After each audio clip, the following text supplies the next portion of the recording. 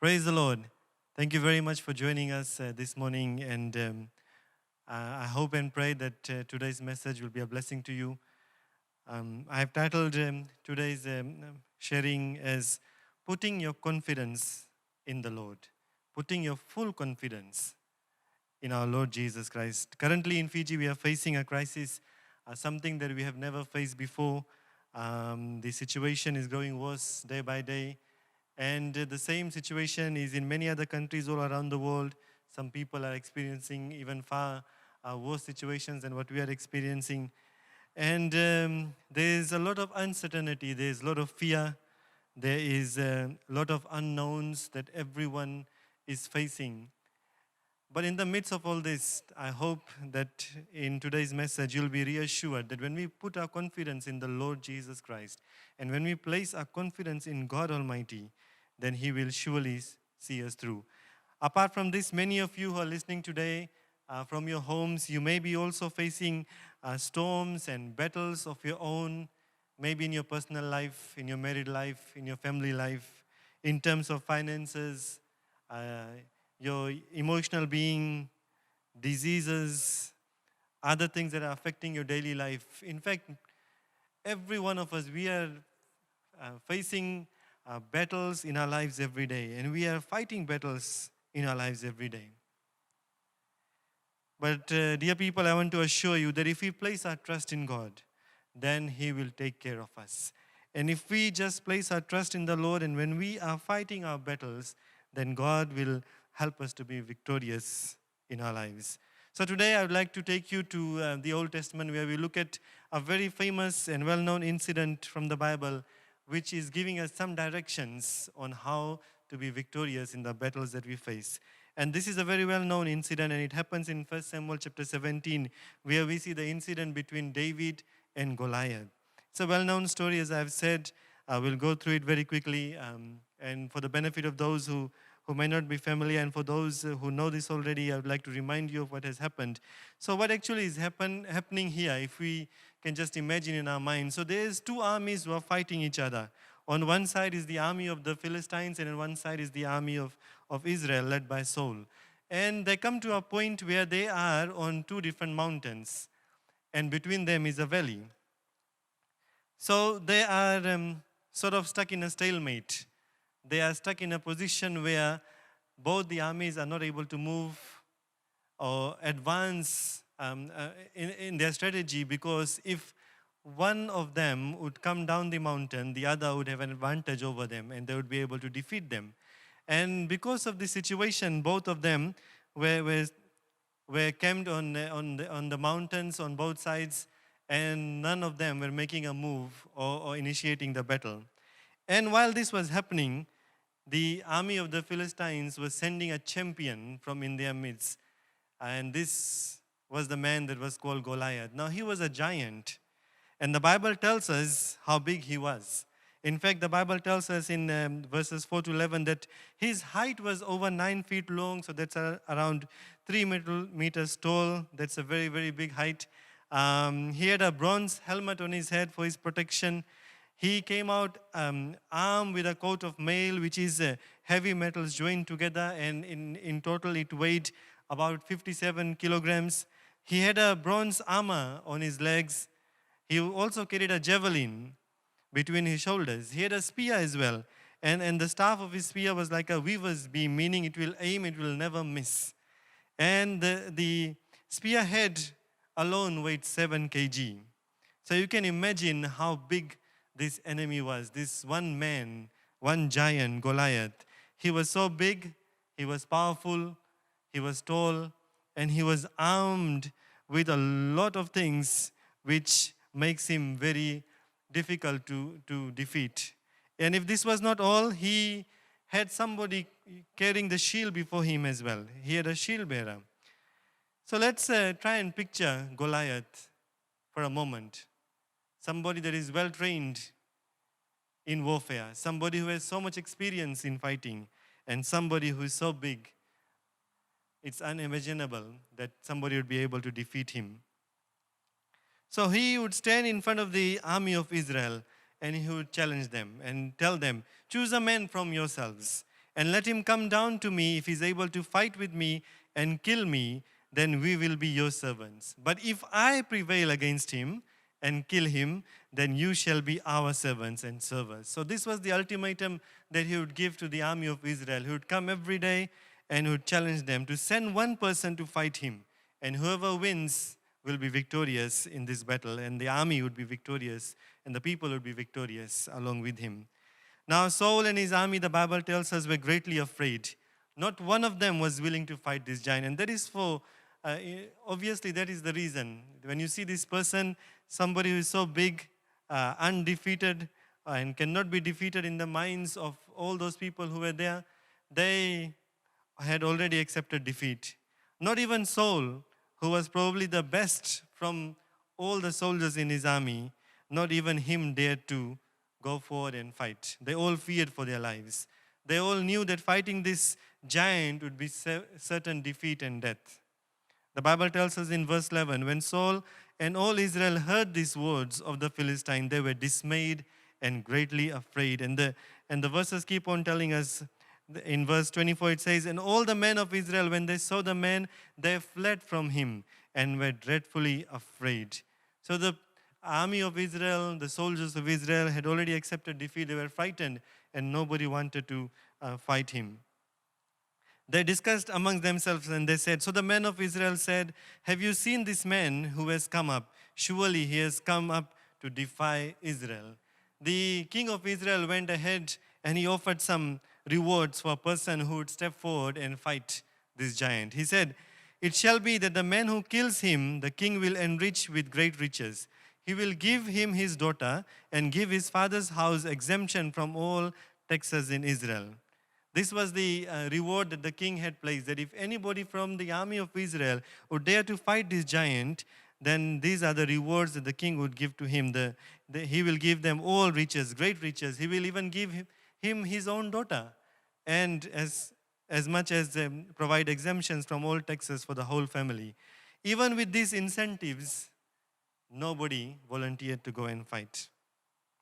The great riches, the daughter of the king, exemption from taxes, none of this could persuade any of the men to go and fight.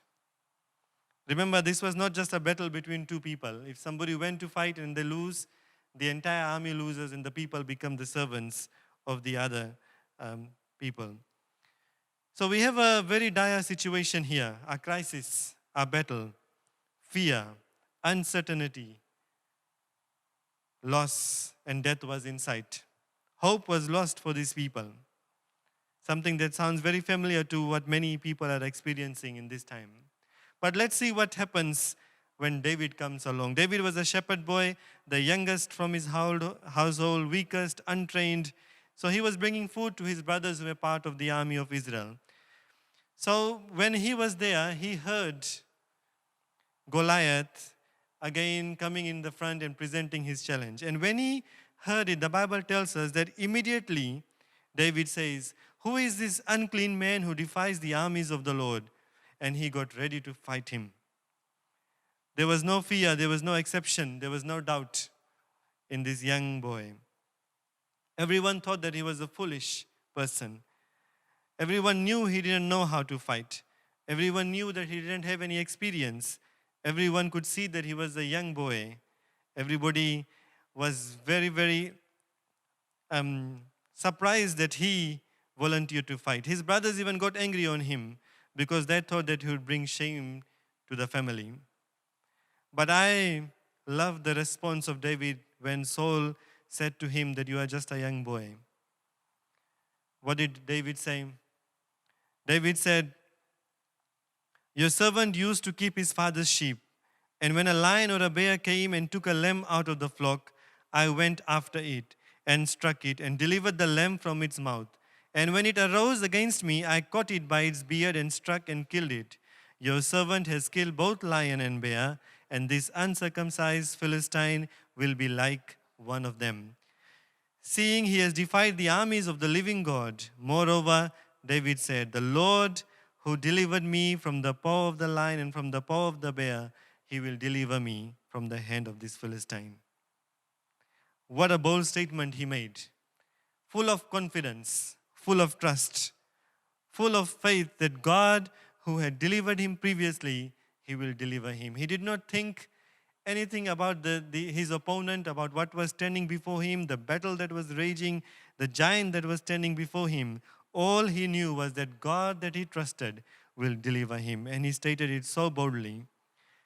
So David went ahead to fight. And when Goliath and the army of Philistines saw that a young boy was coming without any armor, without arm, with spears and javelin, they mocked him and laughed at him.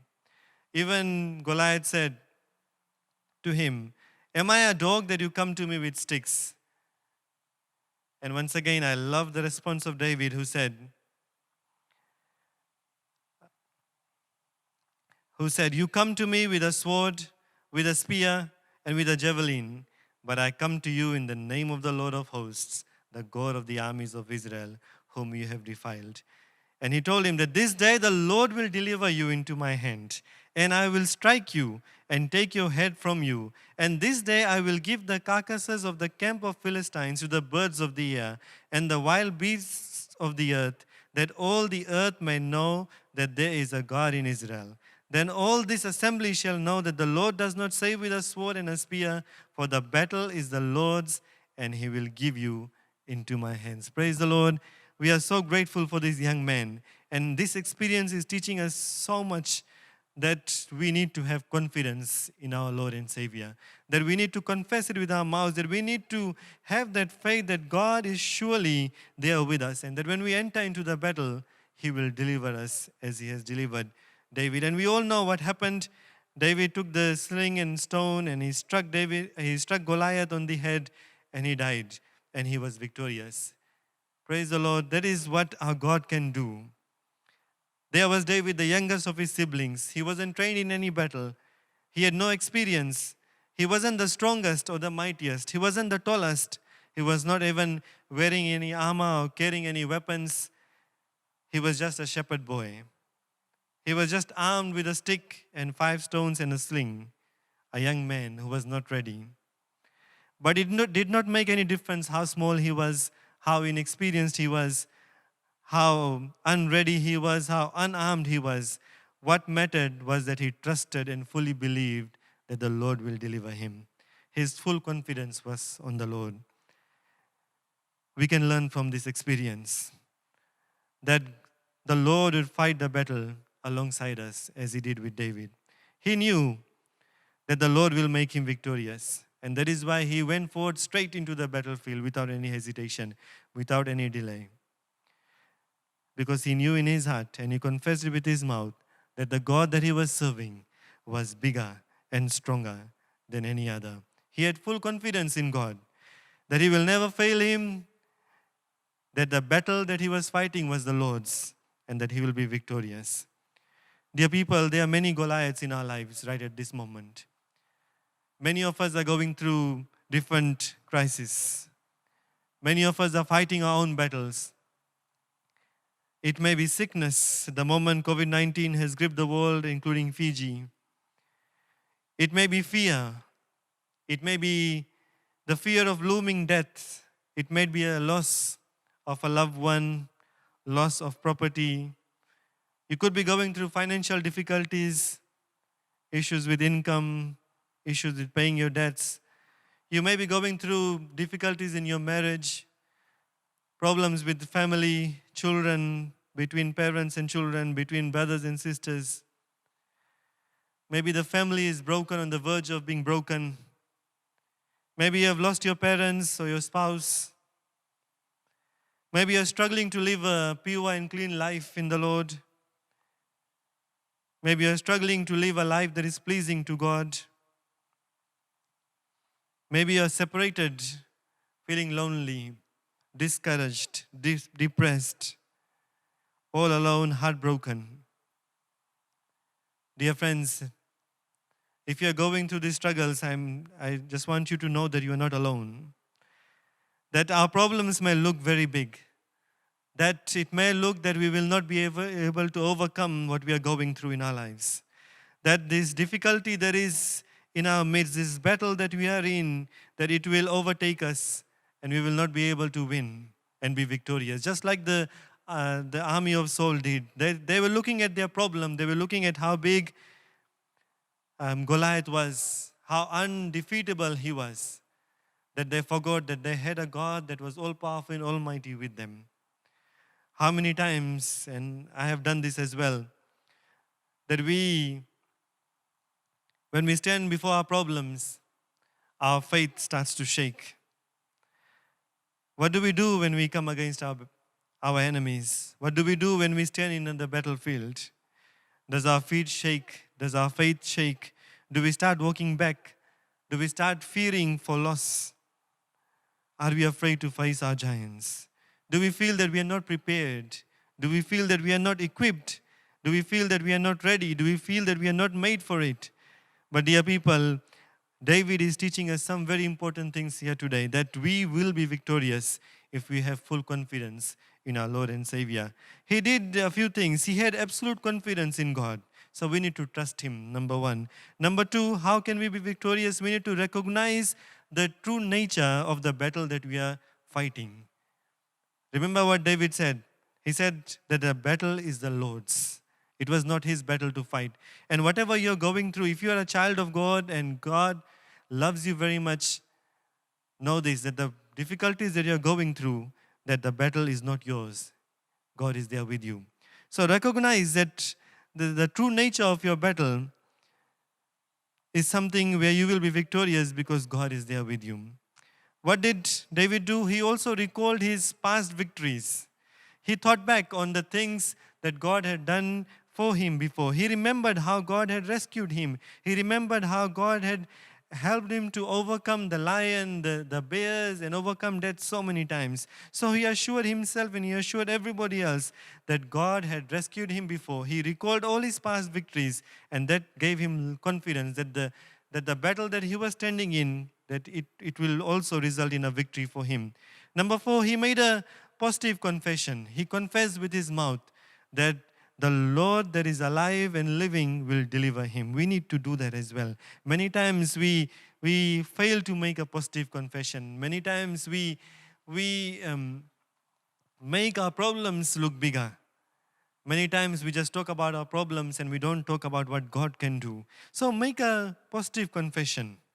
Just like David did. He said, the Lord will deliver me from the hand of these Philistines. He said, I come to you in the name of the Lord of hosts and the God of armies of Israel. He firmly declared his belief in the Lord, and he was confident that God is going to carry him through. We need to do that in our battles, to our enemy, to the problems that we are facing. We need to declare that we are a child of God and that the living God is with us and he will carry us through. We also need to reject discouraging words, just like David did. Many of the people, when he got ready to fight, they were discouraging him. They were mocking him. Even the army of Israel were laughing at him and saying, what will this small young boy do? His own brothers got angry on him and discouraged him from going. Even Saul was not sure whether he will be able to go and fight.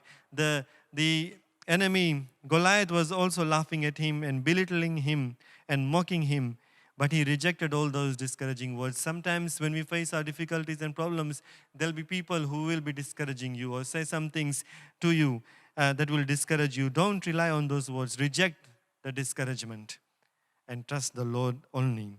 Number 6, he relied on the power of God completely. He knew that he cannot do this with his own strength. There is the reason he let go of the armor that was placed on him. He let go of the weapons that was given to him, and he just went forward to win the battle because he relied on the power of God. He did not rely on anything that was given to him, anything that was made by men, but he solely relied on the power of God. So we need to rely on the power of God, and we need to know that the victory will be ours. So before even David stepped on the battlefield, he knew that he would not lose. He knew the outcome, and he knew that the victory will be his. So I want to encourage you with these things this morning, that despite what you're going through, let's focus on our Lord and Savior, the Lord Jesus Christ. Let's focus on God. Let's focus on Him and confess our confidence in Him that He will carry us through. Jeremiah chapter 33 verse 3 tells us, and God is saying, call to me and I will answer. We need to start calling out to Him. Jesus Himself, when He was on the on the earth, he gave us the assurance that if only we will be able to believe and have no doubt, we shall be able to move any mountains. We shall be victorious. And all these giants and storms that are raging, the crisis that is looming upon our heads, these mountains that we are facing, as just as Jesus had assured us, if we will have complete trust in him and call upon his name, we shall be able to be victorious. In Ephesians chapter 6, verses 10 to 18, it says, "Be strong in the Lord and the power of his might. Put on all the whole armor of God, that you may be able to stand against the wiles of the devil." In John 14, 15 to 17, Jesus is promising as another helper, which is the Holy Spirit. Isn't it wonderful that we can rely upon him, that the Holy Spirit of the Lord is there with us all the time, giving us assurances that he is there and he will carry us through. In Ephesians chapter 3, verse 20, God is saying that we will be able today do way more than what we even dare to ask or hope for. Isn't that great? That God is willing to do even more than we can dream or we can even ask for. David remained with God. He remained with him in little things, and God remained with him in little things as well as in big things. We need to have that faith as well. We need to have that confidence in the Lord as well. Jesus says, if anyone remains joined to me and I to him, he will bear a lot of fruit. You can't do anything without me, and that is so true. We need to be connected. We need to put our full confidence in the Lord Jesus Christ and in our God and our Savior. If you do that, you can face any circumstances in your life. Because it is not by your strength, it is not by your power, it is not by your energy, it is not by what you can do, but it is only through God who can give you that victory. Triumph comes to the power of God.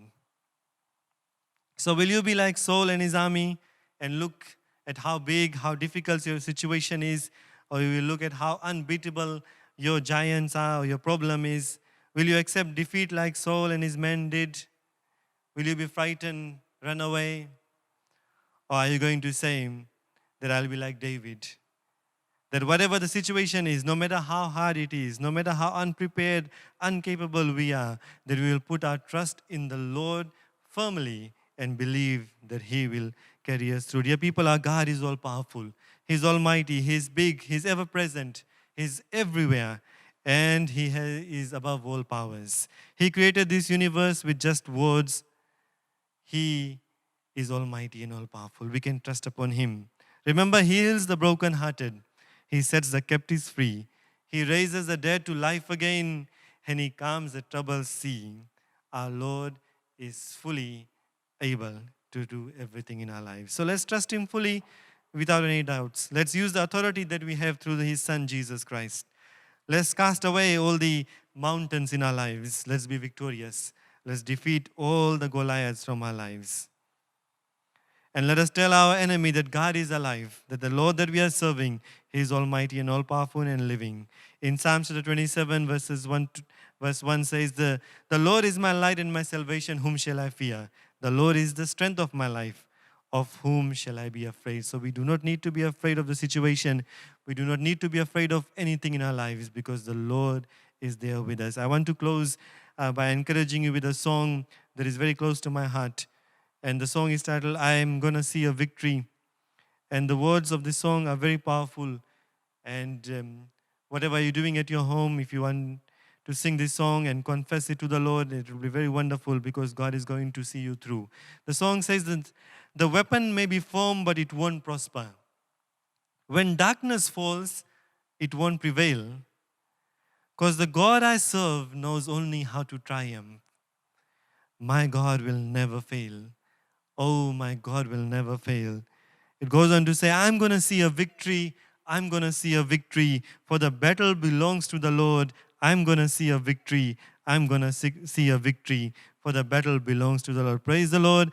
The battle belongs to the Lord. The songwriter goes on to say, there's power in the mighty name of Jesus. Every war that he wages, he will win. I'm not backing down from any giants because I know how this story ends. Yes, I know how this story ends. We are going to see a victory. Dear people, this is what I want to encourage you with tonight, this morning, that we are going to see a victory if we trust in the Lord and our Savior.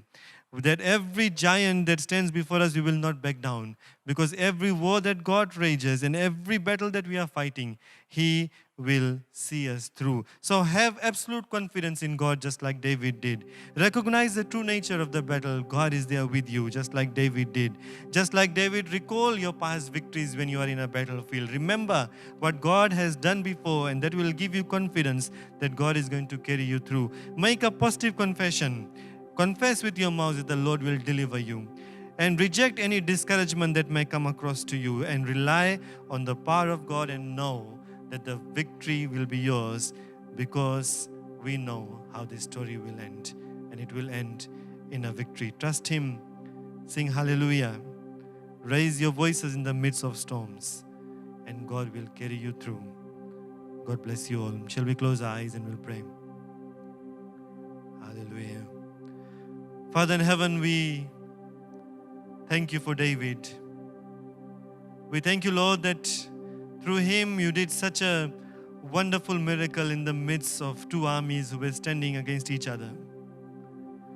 Lord, a young boy, untrained, not ready, not prepared, without any defense, unarmed, he enters into the battlefield with confidence, knowing that God, you will deliver him and you will carry him through, and that victory will be his, because he believed and trusted in the Lord of hosts, in the Lord who is alive, our God and Savior.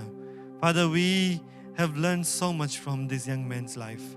And as we are going through difficulties on our own in this world, we are facing unprecedented crisis. We are facing difficulties in our personal lives, in our family lives, as in our communities, as our nation, in the whole world, oh God. We are standing at a place where things are uncertain, where defeat seems inevitable, where victory seems so far away, where how this story ends looks very grim. But Lord, your word has reassured us today that just like David did, when we place our full confidence on you, that you will carry us through. And I pray that everyone that is listening to this broadcast today, Lord, whatever they're going through, that you'll assure them that you are there with them. That you'll assure them, oh God, that as they face their battles, that you will never leave their side. And surely in the end, we shall be victorious through the name of the Lord Jesus Christ. Father, help them. Let your presence be with us. And let your Spirit encourage us, oh God, that we will not lose hope, but we will put our full confidence on you and trust you to carry us through. Lord, those who are facing difficulties at this moment, I pray, oh Lord, that they will put their trust in you completely, and they will find relief, they will find peace, and they will find that peace that surpasses all understanding in their hearts, and they will know that you are there with them. Give us the courage that we need. Give us the confidence that we need. And Lord, give us the victory that we so desperately need at this time, through the name that is above all names, the name of the Lord Jesus Christ. We pray that your blessing will be upon everyone, and Lord, that your mercy, your protection, your loving kindness, and the overflowing of your love will surround everyone. In Jesus' name, amen.